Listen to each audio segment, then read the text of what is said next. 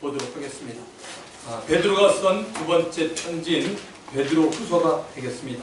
베드로후서 2장 1절부터 3절, 몇 절 안 되는 말씀이기 때문에 우리 성경을 펴서 우리 한번 합독하도록 하겠습니다. 베드로후서 2장 1절부터 3절 시작. 그러나 백성 가운데 또한 거짓 선지자들이 일어났었나니 이와 같이 너희 중에도 거짓 선생들이 있으리라. 그들은 멸망하여 할 이단을 가만히 끌어들여 자기들을 사신 주를 부인하고 임박한 멸망을 스스로 취하는 자들이다. 여럿이 그들의 호색하는 것을 따르니 이로 말미암아 진리도가 비방을 받을 것이요 그들이 탐심으로써 지어낸 말을 가지고 너희로 이득을 삼으니 그들의 심판은 옛적부터 지체하지 아니하며 그들의 멸망은 잠들지 아니하느니라. 아멘. 오늘의 말씀의 제목은 거짓 선생들과 따르는 자들 1편입니다. 얼마나 지속될지 모르지만 일단 오늘은 1편이 됩니다. 자, 오늘 저는 먼저 여러분들에게 좀 복음에 대해서 좀 말씀하기를 원합니다. 사랑하는 성도 여러분, 하나님께서 우리 모든 인생을 보실 때 가지시는 마음이 무엇일까요? 디모데전서 2장 4절이지 않습니까? 하나님은 모든 사람이 구원을 받으며 진리를 아는 데 이르기를 원하시느니라. 이 진리의 말씀을 세상에 살고 있는 사람들은 모릅니다. 그러나 우리 믿는 자는 압니다. 혹시 모르고 있었다면 반드시 여러분들은 알아야 합니다. 예수를 믿는 하나님의 자녀들은 하나님 아버지의 마음을 조금씩 알기 시작합니다. 그리고 그 아버지의 마음을 가지기를 원합니다. 불신자들에게 예수 믿고 구원 받으라고 하려면 우리에게 가장 중요한 것이 무엇입니까? 복음을 알아야 합니다. 누가요? 내가 복음을 알아야 돼요. 여러분 각 사람이 복음을 알아야 하고 그 복음을 전해 주어야 합니다.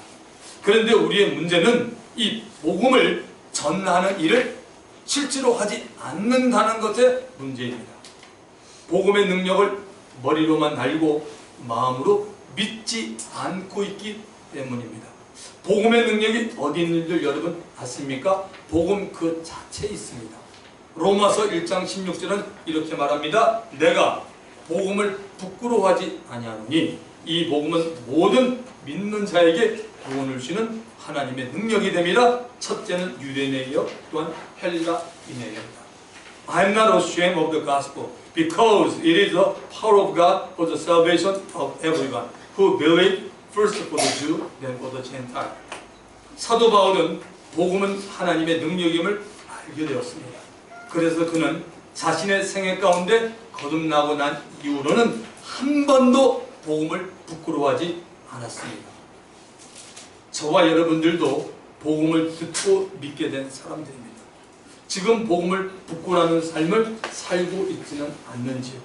도대체 이 복음에 무엇이 들어있기에 믿는 자에게 구원을 주시는 하나님의 능력이 된다고 말씀하고 있습니까? 그 답은 로마서 1장 17절에 나와 있습니다. 복음에는 하나님의 의가 나타나서 믿음으로 믿음에 이르게 하나니 기록된 바 오직 의인은 믿음으로 말미암아 살리라 함과 같으니라고 말합니다.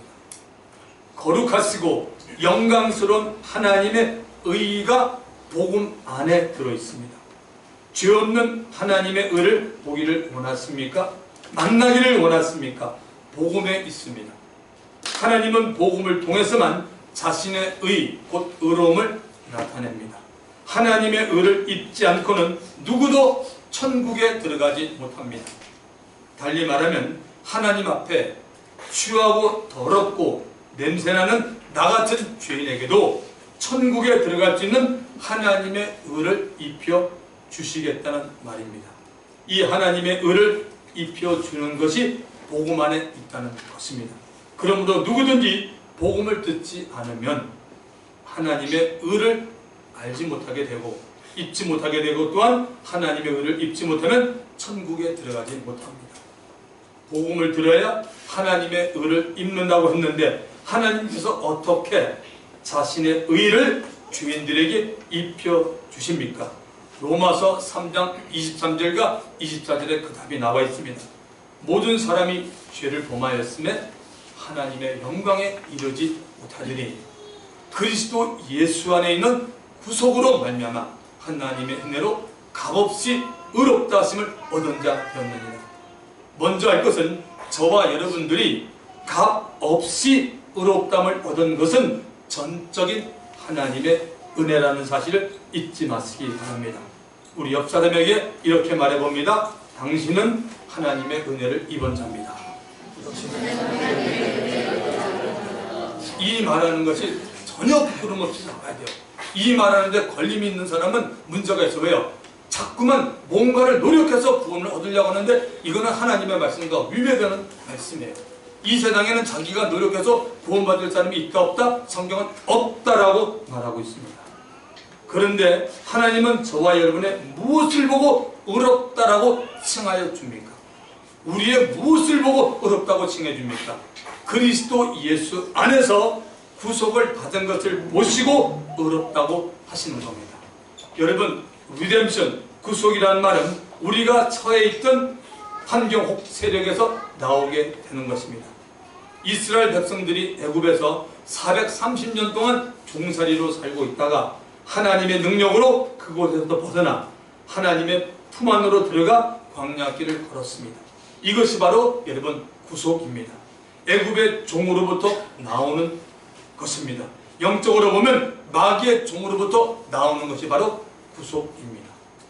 예수 그리스도께서 우리 각 사람을 마귀의 종, 곧 죄의 종으로부터 구출해 낸 것이 바로 구속입니다. 인류는 모두가 다 마귀의 종입니다. 아담이 에덴 동산에서 마귀에게 졌기 때문입니다.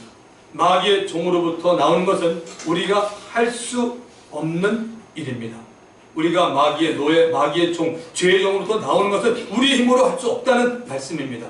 하나님 아버지께서 마귀의 종으로 갇혀있는 저와 여러분 모든 인간들을 건져내기 위해서 예수 그리스도를 이 세상에 보내셨고 예수님은 아버지의 뜻을 다 이루었습니다. 죄인이 된 인생으로서는 자신의 힘이나 노력이나 공로나 행위로는 죄인의 신분을 벗어날 수 없습니다. 그래서 사랑의 하나님은 자신의 하나뿐인 독생자를 이 세상에 보내서 죄인들을 구원하기 위해 희생을 시켰습니다. 그 희생은 하나님의 아들이 십자가에 달려서 피 흘려 죽는 것입니다. 예수님은 자신이 친히 저주를 상징하는 나무의 십자가에 달려 대신 인생의 저주를 받고 피 흘려 죽었습니다. 죄 없는 하나님의 아들 예수 그리스도의 피는 모든 죄인들을 의로우시고 공정하신 하나님 아버지 앞에 죄의 삶을 가져오도록 했다는 말입니다. 예수가 십자가에서 피 흘린 사실을 믿음으로 받아들이는 자는 아버지로부터 죄의 사함을 받게 됩니다. 그러나 믿지 않는 자는 여전히 자신의 죄를 씻지 못하는 가운데 죄인의 신분으로 살게 됩니다. 예수를 믿지 않는 자들은 마지막 그리스도의 심판날에 영원한 멸망인 지옥으로 가게 됩니다. 예수께서 십자가에서 피를 다 흘리고 운명하신 후 3일 만에 죽은 자 가운데 살아나심으로 마귀의 권세인 죽음을 깨뜨렸습니다. 더 이상 마귀는 자신이 예수 믿는 사람들의 영혼을 붙잡을 수 없게 되었습니다. 예수 믿는 사람들은 사망에서 생명으로 옮겨졌습니다. 마귀의 손에서 그리스도의 손으로 들어가게 된 것입니다. 완전한 구속입니다. 하나님은 예수 그리스도 안에서 구속을 받은 사람이면 누구나 다 의롭다라고 칭하여 주시고 영원한 하늘나라를 기업으로 주시는 것입니다. 그러므로 하나님이 볼 때 예수 믿지 않고 세상에 속하여 사는 모든 사람들은 영적으로 죄의 종이요 마귀의 자녀입니다. 그런데 안타까운 사실은 예수 믿지 않고 있는 사람들은 이 사실을 모른다는 것입니다. 그래서 먼저 예수 믿어 구원 얻은 하나님의 자녀들이 복음을 전해 주어야 합니다. 복음을 전해보면 한 영혼을 사랑하고 계신 하나님의 마음을 경험하게 됩니다. 자기 자신에게 물어보십시오. 나는 복음을 알고 있는가? 안다면 그 능력도 알고 있느냐고 지금 여러분 자신에게 냉정히 한번 물어보십시오. 나 아무개는 복음을 알고 있는가? 오늘 목사님이 얘기하는 것처럼 나는 정말 복음을 알고 있는가? 안다면 그 능력도 알고 있느냐? 만약에 복음을 알고 그 능력을 안다면 삶에서 복음 전하는 일이 나타날 것입니다. 복음을 들으면 영원히 산다는 확신이 있는 사람은 분명히 전도를 합니다. 복음을 자꾸만 남들에게 전해보아야 복음이 당신에게 살아있게 됩니다. 누구를 만나든지 당신의 입을 통해서 복음이 나오게 됩니다. 복음을 전하는 당신에게 하나님께서 계속 영적인 은혜를 부어주십니다. 그 영적인 은혜는 당신으로 하여금 염려와 근심을 하지 않게 된다는 것입니다. 우리들이 가지는 염려와 근심과 불안이 무엇입니까? 수입에 대한 염려, 돈에 대한 염려, 직장에 대한 염려, 건강에 대한 염려, 자식에 대한 염려, 부모에 대한 염려, 남북 간의 전쟁에 대한 염려. 이러한 염려는 예수 믿지 않는 세상 사람들이 하는 염려입니다. 세상 염려를 버리지 않고 자꾸만 가지고 있으면 신앙이 자라지 못합니다. 예수 믿는 우리들은 세상에서 생기는 염려는 주께 맡겨야 합니다. 믿으시면 아멘. 오히려 세상 염려가 들어오면 주님이 나에게 지금 기도하라는 사인임을 알고 기도해야 됩니다. 여러분, 대한민국은 어쨌든 지금 엄청나게 기도 많이 해야 될 때입니다. 하나님이 은혜를 주는 사람은 삶에서 생기는 염려와 걱정을 주께 맡길 수가 있습니다. 맡겼다는 증거는 무엇입니까? 염려를 하지 않는 것이고, 즉 걱정을 하지 않는 것입니다. 그러면 하나님께서 당신에게 평안을 주십니다. 평안 다음에는 반드시 형통이 찾아옵니다. 저와 여러분이 가장 염려를 할 것이 있다면 영적인 일일 것입니다. 영적인 것은 내 마음대로 되지 않습니다. 내 마음대로 된다면 예수 믿는 모든 사람의 신앙생활은 전부 100점이 되어야 합니다. 영적인 것은 하나님의 은혜가 있을 때만이 영적인 것이 됩니다. 다시 한번 말씀드릴게요. 영적인 것은 하나님의 은혜가 나에게 있을 때만이 영적인 것이 됩니다. 하나님의 은혜가 나에게 더오면 불평과 불만이 없어집니다. 감사가 있습니다. 하나님의 은혜가 넘쳐나면 나에게 감사가 왠지 모르게 넘쳐나게 됩니다. 감사의 내용부터 달라지게 됩니다. 눈에 보이지 않는 것들에 대한 감사가 나오기 시작합니다. 고린도전서 2장 12절은 이렇게 말합니다. 우리가 세상의 영을 받지 아니하고 오직 하나님께로 온 영을 받았으니 이는 우리로 하여금 하나님께서 우리에게 은혜로 주신 것들을 알게 하려 했습니다. 감사 중에 감사는 저와 여러분들이 점점 영적인 사람이 되어 환경을 이기는 사람이 되는 것이고, 세상에 속한 것을 탐내며 사랑하는 나의 육신의 사람을 이기고 예수님을 생각하고 바라보게 되는 은혜입니다. 이 은혜가 있어야 진리인 하나님의 말씀을 더 배우고 알기를 사모하게 됩니다. 자, 베드로후서 2장 1절을 보겠습니다. 그러나 백성 가운데 또한 거짓 선지자들이 일어났었나니 이와 같이 너희 중에도 거짓 선생들이 있으리라. 그들은 멸망하게 할 이단을 가만히 끌어들여 자기들을 사신 주를 부인하고 임박한 멸망을 스스로 취하는 자들이다. 그러나를 알기 위해 베드로후서 1장 21절을 다시 가봅시다. 예언은 언제든지 사람의 뜻으로 낸 것이 아니에요. 오직 성령의 감동하심을 받은 사람들이 하나님께 받아 말한 것입니다. 성령의 감동하심을 입은 사람들이 하나님께 받아 기록한 성경의 말씀은 예언입니다. 그리고 그 예언인 하나님의 말씀을 이해하고 깨달아 알기 위해서는 성령의 비춤을 우리가 얻거나 입어야 하는 겁니다. 성경을 기록한 동일하신 성령께서 우리의 마음에 조명을 해주어야 우리들이 하나님의 말씀을 올바르게 알고 깨달을 수가 있습니다.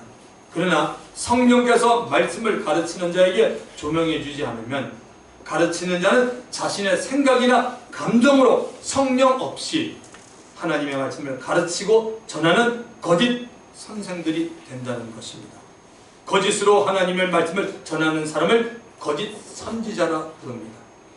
구약시대에는 하나님의 백성에게 거짓을 말했던 거짓 선지자들이 있었습니다. 두 사람만 보겠습니다. 거짓 선지자 시드기야와 하나냐입니다. 먼저 이스라엘의 아방 때 거짓 선지자 시드기야를 봅니다. 지금 제가 하는 얘기는 열왕기상 22장 1절부터 40절에 나오는 내용을 간추려 하는 것입니다. 솔로몬의 아들 르호보암 때 나라가 남과 북으로 갈라졌습니다. 북쪽 이스라엘은 사마리아를 중심으로, 남쪽 유다는 예루살렘으로 중심으로 모였습니다.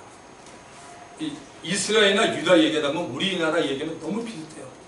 지금 북쪽은 평양을 중심으로, 남쪽은 서울을 중심으로 모이지 않습니까? 똑같은 원리예요. 북이스라엘을 7번째 아하방과 남유다의 4번째 여호사밧이 함께 사마리아 광장에서 왕복을 입고 보좌에 앉아 있습니다. 당시 이스라엘과 아람 사이에는 늘 끊임없는 전쟁이 있었습니다. 유다의 선한 왕으로 있었던 여호사밧이 북쪽 이스라엘을 좀 도와주기 위해 자리에 함께 했고, 그들 앞에 모든 선지자가 나와서 예언을 합니다. 시드기야는 거짓을 예언했습니다. 그 거짓을 진짜같이 강조하기 위해서 이 철로 뿔을 만듭니다. 그리고 하나님이 말씀하기를 왕이 그 뿔로 아람 사람을 찔러 전멸시키겠다고 했으니 아람에 대해서 걱정하지 말라고 합니다. 거짓 선지자는 하나님의 이름으로 왕과 백성들 앞에서 자기를 나타내었습니다.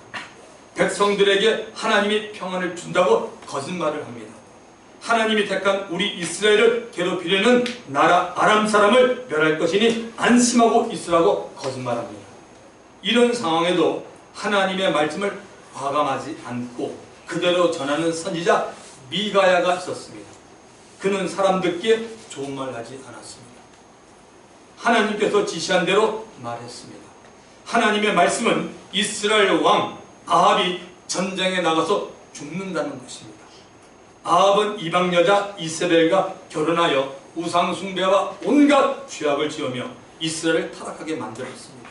이 아합 왕에 대해서 하나님은 참으실 만큼 참으셨습니다. 회개하지 않고 하나님께 돌아오지 않는 아합에게 남아있는 것은 전쟁에 나가서 적들이 우연히 쏜 화살에 맞아 죽는 것뿐입니다. 결국 아합은 화살에 맞고 큰 부상을 당하고 그 부상으로 인해 목숨을 거두고 말았습니다. 미가야 선지자의 말을 듣고 하나님께 회개했더라면 그는 아람과의 전쟁을 심사숙고했을 것입니다. 결국 마음이 교만했던 아합 왕은 하나님의 뜻을 전했던 선지자 미가야를 귀찮게 여기며 하나님의 말씀을 받지 않고 거짓 선지자 시드기야가 말하는 평안하다, 하나님이 함께 계시니 당신이 전쟁에 나가면 이길 것이다 라는 거짓을 듣고 그 거짓을 믿게 되어 망했습니다.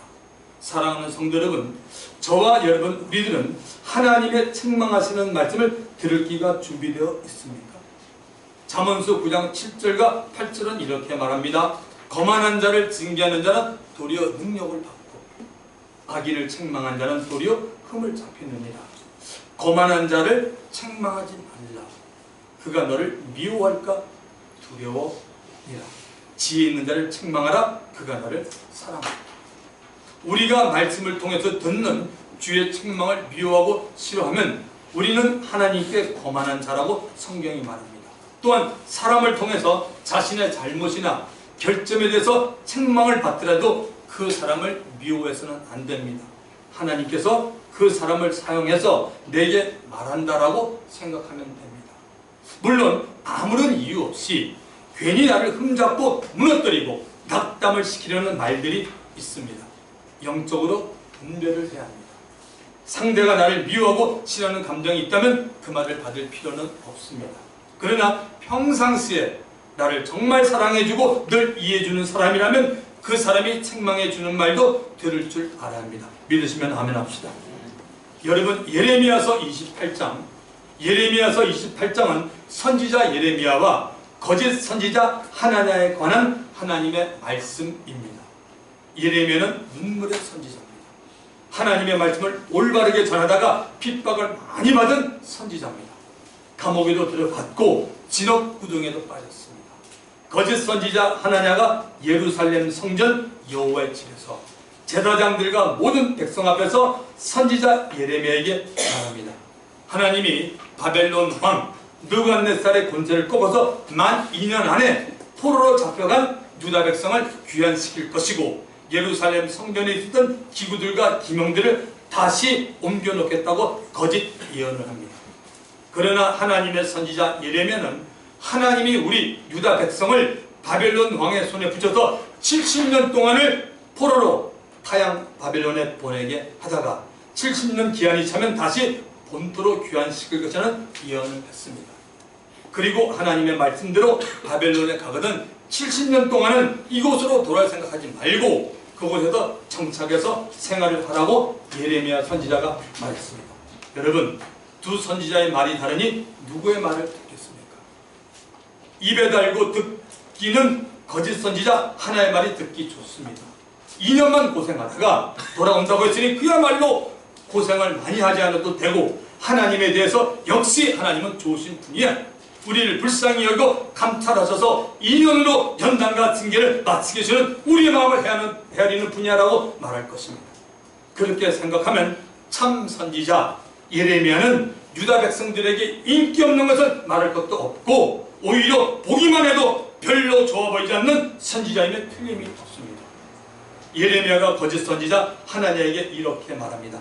예레미야서 28장 9절입니다. 예레미야가 거짓 선지자에게 이렇게 말합니다.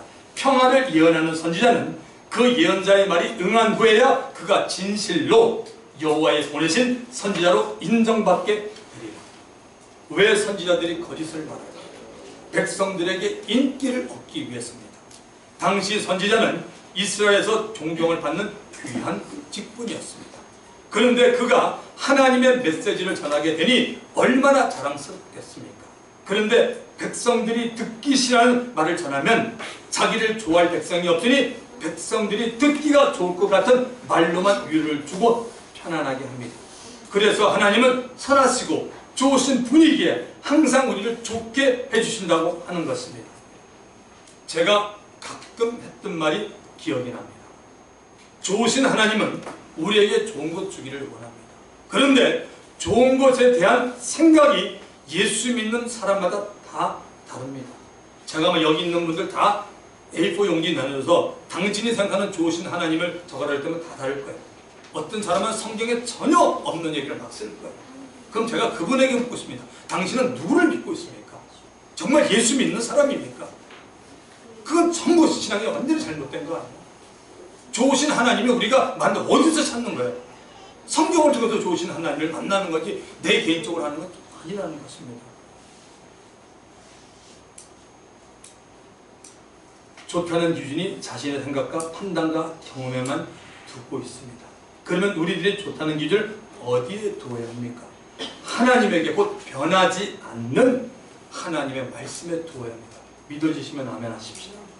좋으신 하나님을 올바로 알려면 하나님의 성품을 여러분 알아야 합니다. 하나님은 하나님의 성품에 유해되는 일은 행하지 않는 분이십니다. 하나님은 사랑이 너무나 많으신 분입니다. 악한 자라도 돌아오기를 지금도 바라고 계십니다. 오래 참으시고 용서하시는 분입니다. 사랑이 많으시고 오래 참으시고 악한 자도 돌아오기만 하면 무조건 용서를 기뻐하시는 하나님, 그분은 또한 거룩하고 의로운 성품을 가지고 계십니다. 그래서 죄와 악을 하나님은 엄청 미워합니다. 죄와 악에 대해서 징계와 심판도 하시는 분입니다. 동일하신 하나님은 거짓을 미워하고 정직을 사랑합니다. 항상 공정하고 공평하신 분입니다. 그렇게 우리 믿는 자들은 말과 행동을 정말 조심해야 합니다. 그런데도 어떤 사람은 하나님의 성품을 무시하면서까지 복을 받으려고 합니다. 또 그렇게 받으라고 옆에서 말하는 사람도 있어요. 쉽게 말하면 교회 밖에 나가서 세상 사람들과 같이 행동하면서 때로는 더 악하고 나쁘고 더럽고 추한 행동을 하면서 거기다가 말씀에 전혀 순종하지 않고 살면서 하나님이 나에게 복을 주십시오라고 기도한다는 겁니다. 이게 얼마나 폐악한 겁니까? 우리들이 믿는 자로서 어떤 행동을 하고 있는 것은 상관하지 않고 무조건 나만 잘 되면 되고 나만 복받으면 된다라는 생각을 버려야 됩니다. 믿으시면 아멘 합시다. 이건 신앙도 아니에요, 여러분. 이거는 정말 하나님의 이름을 모독하는 행위입니다. 그러므로 우리들은 하나님 자신을 나타내고 있는 유일한 성경 말씀을 통하여 하나님을 아는 일에 힘을 써야 하고 분별력을 키워나가야 합니다. 과거 이스라엘 백성 가운데도 여호와 하나님에 대해서 분별력이 없었던 사람은 하나님의 말씀이라고 거짓을 예언했던 거짓 선지자 시드기야나 하나니아의 말을 들었던 겁니다. 계속해서 본문 1절을 보면 그러나 백성 가운데 또한 거짓 선지자들이 일어났었나니 이와 같이 너희 중에도 거짓 선생들이 있으리라까지 봅니다. 과거 구약에서도 이스라엘 백성 민간인들에게 거짓 선지자들이 일어났다는 것을 베드로는 상기시켜주고 있습니다. 구약에서 거짓 선지자들이 일어난 것처럼 베드로가 편지를 쓰고 있던 2000년 전이나 또 지금도 마찬가지죠. 베드로는 당시 교회와 보배로운 믿음을 가진 너희에게도 거짓 선생들이 일어나리라고 말합니다. 베드로가 예언한 이 말은 기독교 2000년 교회사에 그대로 이루어졌습니다. 잘못된 많은 가르침이 나왔습니다. 지금은 어떨까요? 예수님이 재림해서 이 지구의 종말을 마감할 때까지는 계속 있을 것이고 있어야 한다고 성경이 말하고 있습니다. 마태복음 24장 35절 천지는 없어지겠으나 내 말은 없어지지 아니하리라. 할렐루야. 마태복음 24장 5절 많은 사람이 내 이름으로 와서 이르되 나는 그리스도라 하여 많은 사람을 미혹하리라. 마태복음 24장 11절 거짓 선지자가 많이 일어나 많은 사람을 미혹하겠으며 거짓 선지자가 많이 일어난답니다. 많은 사람을 미혹한다고 예수님이 말씀했습니다. 거짓 선생들이 있으리라고 했는데 이 거짓 선생들이 무엇을 하는지를 보면 1절에 또 나와 있네요. 그들은 멸망하게 할 이단을 가만히 끌어들여 자기들을 사신 줄을 부인하고 아주 엄청난 나쁜 짓을 합니다. 거짓 선생들이 멸망을 한 이단 곧 시작은 그리스도로 시작했다가 마침은 다른 것이 되는 교리들을 끌어들인다고 말합니다. 잘 좀 보았으면 좋겠습니다. 거짓 선생들이 이단을 끌어들인다고 했습니다. 두 가지 사실을 알 수 있습니다. 첫째, 거짓 선생들은 성경을 아는 자들입니다. 거짓 선생들은 성경을 아는 자들입니다. 성경을 아주 많이 아는 자일 수 있습니다. 그러나 성경을 많이 알지만 해석을 성령의 조명으로 하는 것이 아니고 미혹의 영이나 귀신의 가르침을 따라 해석하는 것입니다. 그런데 그 해석을 따라가면 멸망합니다. 미혹의 영과 귀신을 붙들고 있는 집단은 마귀의 집단이기 때문입니다. 마귀의 목적은 요한복음 10장 10절에 주님이 말한 것처럼 도둑질하고 죽이고 멸망시키는 것뿐입니다. 성경을 잘 모르면 본인은 결코 다른 사람을 가르칠 수 없습니다. 디모데후서 2장 15절에 바울이 디모데에게 디모데야 네가 진리의 말씀을 옳게 분별하며 부끄러울 것이 없는 일꾼으로 인정된 자로 자신을 하나님 앞에 드리기를 힘쓰라고 말합니다. 다른 사람에게 성경을 가르치려면 그 가르치는 자가 진리의 말씀인 각 성경책의 말씀을 옳게 분별을 해야 한다고 바울이 믿음 안에서 아들로 삼은 디모데에게 말하고 있습니다. 거짓 선생이 될 수 있는 사람은 성경을 아는 자지만 사적으로 푸는 자들입니다. 두 번째, 거짓 선생들은 교만한 자들입니다. 마귀는 자기 자신이 하나님 앞에 교만을 피웠다가 천사장 루시엘에서 루시퍼 마귀가 되었습니다. 교만하면 여러분 하나님을 쓰지 않습니다. 대신에 마귀가 이 사람을 얼마든지 이용합니다. 왜 성경이 그렇게 믿는 자들에게 교만하지 말라고 합니까? 교만하면 자기 꾀에 자기가 속기 때문입니다. 고린도전서 10장 12절에 보면 그런즉 선줄로 생각하는 자는 넘어질까 조심하라. 너무너무 귀한 말씀이야. 짧잖아요. 선줄로 생각하는 자는 넘어질까 조심하라. 아마 제가 볼 때 여기 있는 모든 분 가운데 마음속으로 여러분 어떤 분야 난 됐다라고 생각했을 거예요. 근데 성경은 조심해라 합니다. 믿는 자 가운데는 이 정도면 됐어라고 말하면서 자신이 섰다고 생각하는 사람들이 있습니다. 생각은 자유니까 좋습니다. 그러나 하나님은 넘어진다라고 말합니다. 그래서 넘어지기 전에 조심하라고 말합니다. 이미 넘어졌으면 조심을 안 했다는 것입니다. 그러므로 다음에는 비슷한 상황이 올 때 넘어지지 않도록 조심을 해야 합니다. 섰다고 생각하고 있으면 그 자리에 마귀가 쉽게 찾아오기 때문입니다. 혹시 여러분들이 모든 것이 다 잘 되어 나갈 때 주위에 있는 사람들이 보이던가요? 자기 수준에 있는 사람이나 동료들이 잘 보이던가요? 비행기를 타고 높이 올라갈수록 아래에 있는 물체들이 다 정말 작게 보여요. 아주 장난감 같이 보여요. 차들이. 하나님께 쓰임을 받은 사람이 계속 쓰임을 받으려면 오직 겸손입니다. 하여튼 하나님은 겸손한 자를 무진장 좋아하십니다. 신앙생활 이거 하나만 잘도 복받아요. 정말. 근데 이게 쉽지가 않아요, 여러분. 그래서 성경이 말하는 겁니다. 허브. 야고보서 4장 10절. 주 앞에서 낮추라. 그러면 주께서 너희를 높이시라. The book of James chapter 4 verse 10. Humble yourself before the Lord and He will lift you up. 우리가 주님 앞에 낮추면 하나님이 우리를 갖다가 업시킨다고 말합니다. 이 말씀은 우리들이 일생을 살아가면서 평생 놓치지 말아야 할 말씀인 것 같습니다. 신앙의 훈련 가운데 가장 연습을 많이 하는 것은 낮아지는 훈련입니다. 우리 옆 사람에게 이렇게 한번 말합시다. 자식을 낮추는 훈련을 매일 하십시오. 돈 드는 거 아니에요. 돈 드는 거 아니라고요. 저도 전학생하고 똑같아요. 사실은 교회는 뭐냐면 세상과 달라요. 직분이 올라가면 계속 낮춰야 돼요. 세상은 안 낮추잖아요. 우리라도 낮춰줘야 돼요. 예수님을 보면 얼마나 낮아졌습니까? 이게 좋은 기술입니다. 이렇게 멸망할 이단의 가르침을 끌어들인 거짓 선생들이 결국 어디까지 이들이 갑니까? 1절 끝부분에 나옵니다. 자기들 사신 주를 부인하고 임박한 멸망을 스스로 취하는 자들이다. 거짓 선생들도 처음 출발은 예수 그리스도를 주로 신한 사람입니다. 왜냐하면 예수님이 자기를 사신 주였다라고 말합니다. 예수께서 자신의 핏값을 지불했기 때문입니다. 물론 그때는 이들이 거짓 선지자가 아니었을 것입니다. 그런데 어느 시점에 와서는 예수를 부인합니다. 이 말은 배교한다는 말입니다. 예수를 믿던 사람이 더 이상 예수를 자신의 주님이라고 믿지 않는다는 겁니다. 그야말로 있을 수 없는 일이 생기는 것입니다. 누구든지 배교하면 배교한 사람이 스스로 다가올 멸망을 취했다고 성경은 말합니다. 정말 무서운 일입니다. 2절을 가보겠습니다. 여럿이 그들의 호색하는 것을 따르리니 이로 말미암아 진리의 도가 비방을 받을 것이요. 이제 이 거짓 선생들을 따라가는 자들에 대해서 봅니다. 이 거짓 선생을 따라가는 무리들이 있습니다. 그 이유는 뭐냐면 호색입니다. 영어 성경에 보면 호색을 shameful way라고 합니다. 부끄러운 방법들, 부끄러운 일들이라고 말합니다. 거짓 선생들이 성경을 잘못 가르치면서 어디로 가고 있느냐 하면 부끄러운 일들을 하는 쪽으로 가고 있다는 겁니다. 그런데 따라가는 자들이 이것을 알고 따라간다는 것입니다. 따라가는 대상이 누군지는 모르겠습니다. 남자들인지 여자들인지. 그러나 분명한 것은 거짓 선생들이 하는 부끄러운 일을 알고 따라간다는 것입니다. 이런 모임이 되어버리면 그 모임에서 영적인 일은 이루어지는 것이 아니고 사라집니다. 대신에 육체적인 일이 이루어집니다.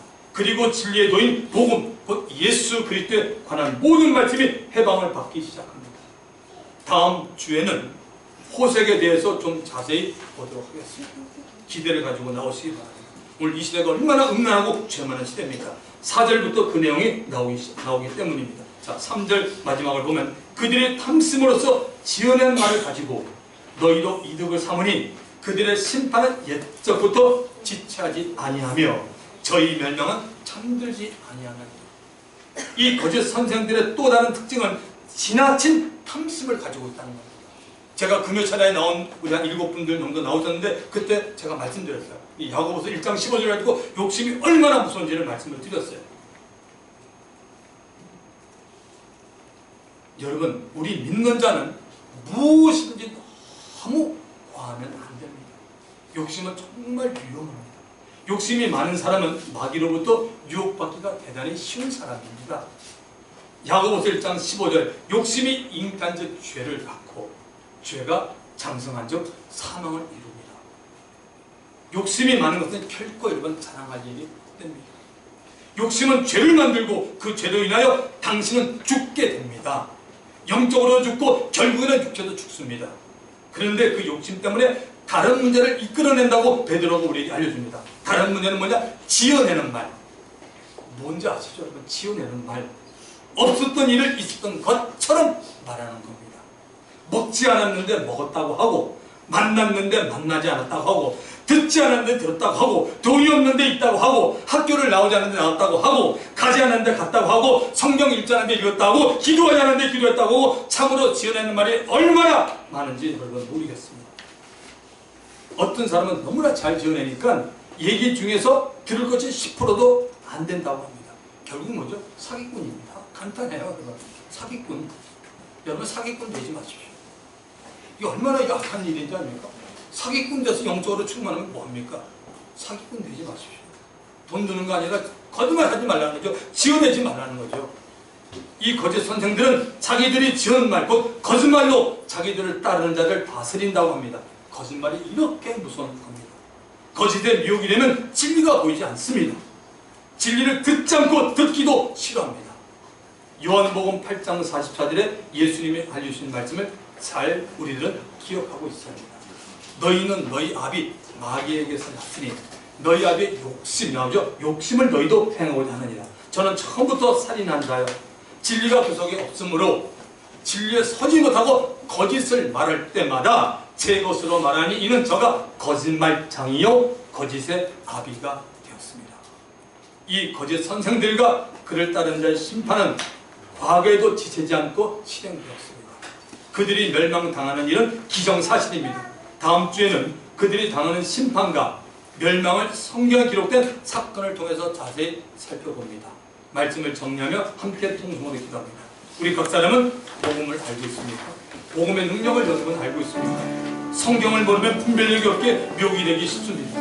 성경을 아는 사람들은 교만하지 말아야 합니다. 성경 대신에 귀신의 가르침이나 미혹의 영을 받을 수 있습니다. 거짓말을 버려야 합니다. 우리 주님 한번 부르고 통성하기도 합니다.